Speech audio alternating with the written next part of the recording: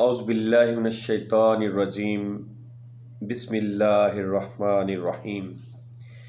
انتہائی افسوس کے ساتھ یہ خبر جو کہ آپ تک پہنچ چکی ہے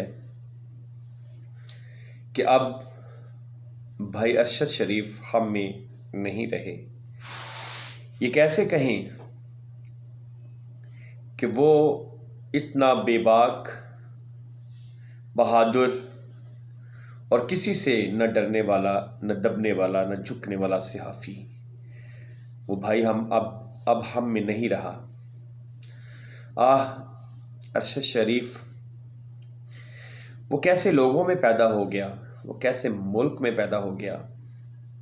ملک تو یہ بہت پیارا ہے، بہت اچھا ہے، لیکن ملک بھی لوگوں سے ہی بنتا ہے، کیونکہ یہ دیس ہے اندھے لوگوں کا، اے چاند یہاں نہ نکلا کر۔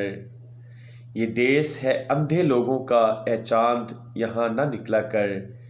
چلی ہے رسم کہ کوئی نہ سر اٹھا کے چلے، چلی ہے رسم کہ کوئی نہ سر اٹھا کے چلے۔ کوئی الفاظ میرے ذہن میں نہیں آ رہے، کون سے الفاظ ادا کروں، کس طریقے سے تعزیت کروں کہ ارشد شریف بھائی کی تعزیت میں کیسے کر سکتا ہوں۔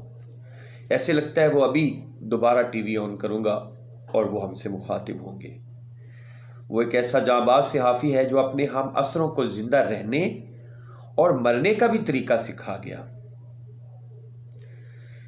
کیونکہ اس نے وہ کام کیا کہ جو ٹیپو سلطان کی طرح، کہ جن کا یہ قول ہے کہ شیر کی ایک دن کی زندگی گیدڑ کی 1000 سالہ زندگی سے بہتر ہے۔ جو بھی اس راستے میں چلے گا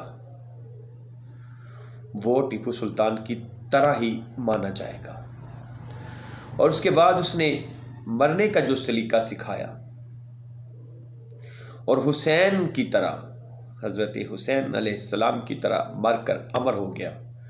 جو بھی سچائی کی خاطر کھڑا ہوگا اور اپنی جان کی پرواہ نہیں کرے گا، وہ حسینی راستے کا مسافر ہے۔ ناظرین، آپ جانتے ہیں کہ ہمارا وہ معاشرہ ہے جہاں ہر طرف لفافہ صحافی ہیں اور ان کی موجیں ہیں اور ان کا راج ہے، اور وہ موجیں مارتے ہیں۔ ہر وقت ان کے آگے پیچھے کروڑوں کی گاڑیاں، روپیہ، ہر چیز ہے۔ لیکن وہ کیسا مرد جانباز تھا کہ وہ چاہتا تو وہ بھی اس راستے پر چل سکتا تھا، کروڑوں روپیہ لیتا اور موجیں مارتا، لیکن اس نے اپنے لیے ایک مشکل اور کٹھن راستہ چنا جو کانٹوں بھرا راستہ تھا۔ لیکن آپ کو یہ پتا ہونا چاہیے کہ جو حق کا راستہ ہوتا ہے وہ ہمیشہ کٹھن ہی ہوتا ہے۔ جابر سلطان کے سامنے کلمہ حق کہنا یہ اسی کی ادا ہے جس کو ارشد شریف کہتے ہیں، جس نے حضور صلی اللہ علیہ وسلم کے اس پیارے مقولے پر، اس حدیث پر عمل کر کے دکھا دیا کہ سب سے بہترین جہاد جابر سلطان کے سامنے کلمہ حق کہنا ہے۔ اور اس نے ایسا کلمہ حق کہا کہ پھر وہ امر ہو گیا۔ اے شہید وطن، تمہیں وطن کی فضائیں سلام کہتی ہیں، اور مظلوموں کی آہیں اور صدائیں بھی سلام کہتی ہیں۔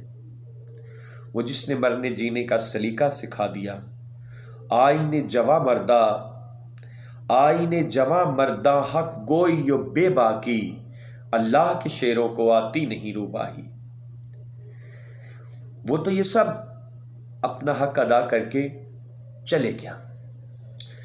کیا ہم اس کے راستے پر چلنے کے لیے تیار ہیں؟ لیکن معذرت کے ساتھ جیسی قوم کی نفسیات بن چکی ہے، یہ کسی بھی شخص کی قدر اس کے جیتے ہوئے نہیں کرتی، بلکہ مرنے کے بعد اس کو یاد آتا وہ تو بہت ہی زبردست آدمی تھا۔ لگتا ہے اب بھی اس سے کچھ مختلف نہیں ہوگا جو کہ پہلے ہو چکا ہے، کہ کہتے ہیں بعد مرنے کے مجھے دفنائیں گے بڑے اعزاز کے ساتھ. جب زندہ رہتے ہیں تو جو دنیا ہے وہ جینے کی سزا دیتی ہے. یہ دیکھیں کیسی سزا ملی اس کو. اب بہت سارے سب سیاسی لیڈر تعزیت بھی کر رہے ہیں، سارا کچھ کر رہے ہیں، چاہے حکومت ہو چاہے اپوزیشن ہو، لیکن وہ مرد مجاہد ساری زندگی اس نظام کے خلاف جد و جہد کرتا رہا، اس نظام کے خلاف لکھتا رہا، اس نظام کے خلاف وہ ساری کرپشن کی کہانیاں سامنے لاتا رہا. لیکن کیا خان صاحب جو ہیں اب لانگ مارچ کر رہے ہیں، اس مرد مجاہد ارشد شریف شہید کا مشن پورا کریں گے؟ خان صاحب نے کیا ان کا مشن پورا کرنا ہے؟ جب 3.5 سال حکومت رہی وہاں بھی تو ان کے چاروں طرف وہی لوگ تھے جو کرپشن سے لتھڑے ہوئے تھے، جو دوسری پارٹیوں کے پروردہ تھے. اور میں آپ کو بتاؤں معذرت کے ساتھ، خان صاحب اسی نظام کا ایک مہرہ ہے اور ان کو پہلے بھی استعمال کیا گیا اور اب دوبارہ استعمال کیا جا رہا ہے. لیکن خان صاحب کو سب سمجھاتے ہیں، بہت سے سینئر جرنلسٹ ہیں، بہت سے لوگ ہیں، ان کو سب کو سمجھایا کہ اس نظام کے خلاف بات کریں، لیکن کیونکہ وہ نظام کے خلاف ہو ہی نہیں سکتے، وہ بھی اسی نظام میں رہنا چاہتے ہیں. ان کو صرف اپنی کرسی عزیز ہے. خدا کے لیے اس ملک کے بارے میں سوچیں. فوج بھی یہاں کی ہے، ایجنسیاں بھی یہاں کی ہیں. کسی پر خامخواہ الزام مت لگائیں. یہ بہت بری روش چل پڑی ہے کہ ہم اپنے ہی اداروں کو رگیدنا شروع کر دیتے ہیں اور ہمارے پاس ہمارا دشمن ہے. انڈیا بہت بڑا دشمن ہے جو اس طاق میں رہتا ہے کہ پاکستان میں کوئی ایسا کام ہو اور میں پاکستان کی افواج، پاکستان کے جو ادارے ہیں ان کے خلاف میں اپنا مشن مکمل کر سکوں. ویسے تو وہ آپ پر حملہ کرنے کی سوچتا نہیں ہے، سوچ نہیں سکتا، اس کو شکست کا ڈر ہے، لیکن ایسے وہ حملہ کرنے سے باز نہیں آتا. خان صاحب اگر مخلص ہو کے کوشش کرنی ہے تو پلیز اس نظام کو بدلنے کی کوشش کریں، اپنا جو قبلہ درست کریں. جب تک قبلہ درست نہیں ہوگا تو آپ کی نماز نہیں ہو سکتی. اس نظام کے تحت آپ 100 الیکشن بھی کروا لیں، کچھ بھی کر لیں، تبدیلی نہیں آنے کی، کیونکہ یہ نظام بنایا ہی اس لیے گیا ہے کہ اس میں جو انگریزوں کے ایجنٹ تھے، جو انگریزوں کے پالتو کتے تھے، وہی اس نظام میں اپنے آپ کو آگے بڑھا رہے ہیں، پنپ رہے ہیں، اور ابھی تک انہوں نے اپنی اولادیں بھی، سب کچھ، ہر چیز اس نظام کے اندر رہ کے انہوں نے سنوار لی، اپنی جائیدادیں، اپنی بڑی بڑی امپائرز باہر بنا لی، کیونکہ یہ نظام ان کو تحفظ فراہم کرتا ہے. یہ نظام کسی غریب کو، کسی مسکین کو، کسی کو بھی تحفظ فراہم نہیں کرتا. پلیز ارشد شریف شہید کا جو یہ مشن تھا نظام کے خلاف، اس کے اوپر چلیں، ورنہ یہ باتیں مت کریں. اور سب کو ملا کر چلیں، فوج بھی ہماری، سب ہمارے. لیکن جو کرپٹ بندے ہیں ان کے ساتھ کبھی بھی آپ ہاتھ نہ ملائیں. خان صاحب معذرت کے ساتھ، آپ کی ہاسپٹل سے ساری رپورٹیں تیار ہوئیں اور آپ کے ڈاکٹروں نے نواز شریف کو باہر بھیجا، پھر آپ کسے کہتے ہیں NRO دیا؟ NRO تو آپ نے خود دیا ان کو.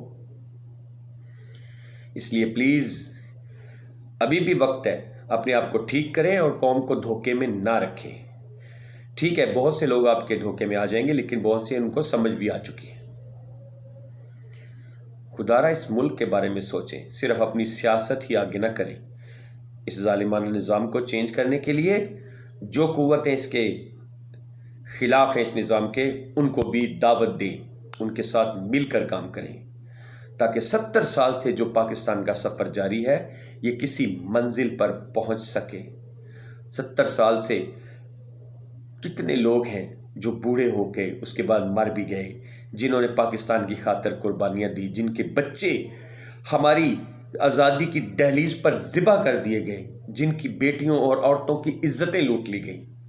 وہ آج بھی تک رہے ہیں کہ کاش ہمیں وہی پاکستان مل جائے جس کے لیے ہم نے ہجرت کی ہے، جس کے لیے ہم نے اتنی جد و جہد کی ہے، جس کے لیے ہم نے اتنی تگ و دو کی ہے۔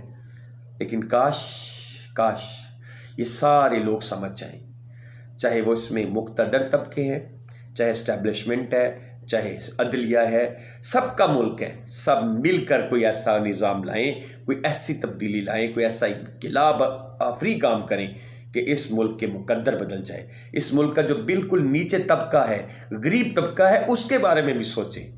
کیا صرف آپ نے اپنی کرسیوں کے بارے میں سوچنا ہے؟ خدا را یہ کرسی کسی دن نہیں رہیں گی، آپ خود بھی نہیں رہیں گے، سب نے مل کے مٹی میں ہونا ہے۔ اس وقت وہاں صرف آپ کے اعمال کام آئیں گے، کم از کم اعمال آپ کے اتنے ہوں کہ آپ وہاں اللہ کی بارگاہ میں بالکل صحیح طریقے سے پیش آ سکیں۔ برائے مہربانی میری باتیں تو کڑوی ہیں، لیکن میری تلخ نوائی اس چمن میں یہ گوارا کرنی پڑے گی، کیونکہ جب تک ہم اپنے گریبانوں میں نہیں جھانکیں گے ہم کچھ بھی نہیں کر سکتے۔ خدا را میرے ایک حقیر سے بندے کی یہ بات کو اگنور نہ کریں، اور اس کی آڑ میں ارشد شریف شہید کے جو شہادت ہوئی ہے، اس کی آڑ میں اپنے ملک کی ایجنسیوں کو، اپنے ملک کی فوج کو مت رگے دیں۔ جب تک تحقیقات کے ذریعے کوئی بات پایا تکمیل کو نہیں پہنچتی، ایسی بات کرنا آپ کو زیب نہیں دیتا۔